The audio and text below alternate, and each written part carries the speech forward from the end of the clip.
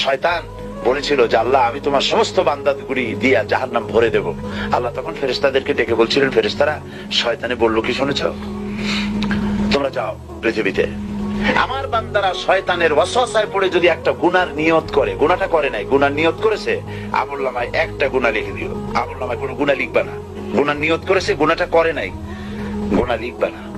যখন গুনাহটা করে ফেলবে তখন একটা গুনার জন্য একটা গুনাহই লিখো। আর যদি তওবা করে তা আমি মাফ করে দেব।